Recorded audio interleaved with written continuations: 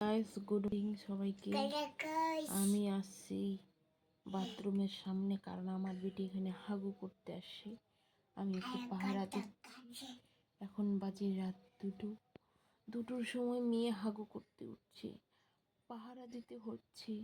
ভাবুন কত কষ্ট লাগে আমাকে। এই কষ্টের কথা কারে কই।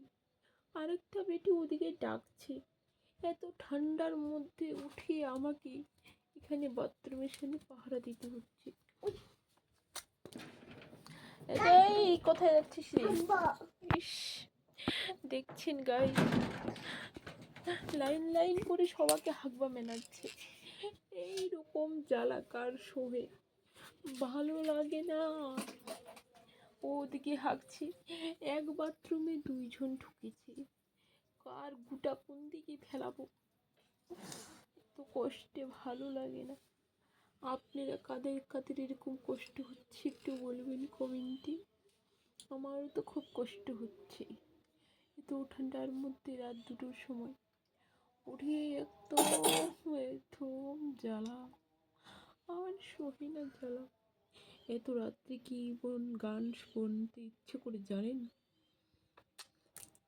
এই দুঃখের কথা কারে কমহুরে বন্ধু, কারে কহমুরে, আমার দুঃখের কথা কারে কহমুরে।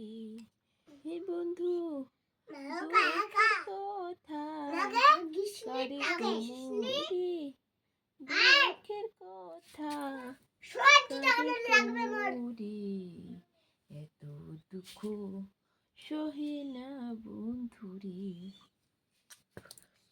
দুইটা ছোঁয়া হাঁকছে, তারপরেও আমাকেও হাঁক দেবে নাই গেল। এখন কি করব? আমি হাঁকবো না ওদেরকে হাঁকাবো? এত হাগার টেনশন।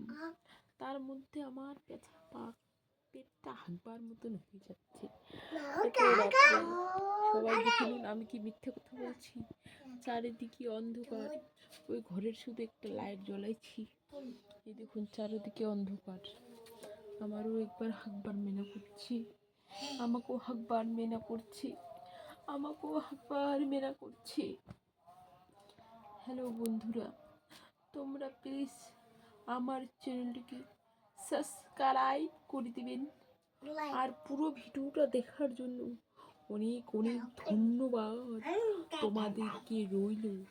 এটি তোমাদের শুভাকাঙ্ক্ষী অনিতা বর্মন, অনিতা ভ্লগ ভিডিও। এটি তোমাদের শুভাকাঙ্ক্ষী।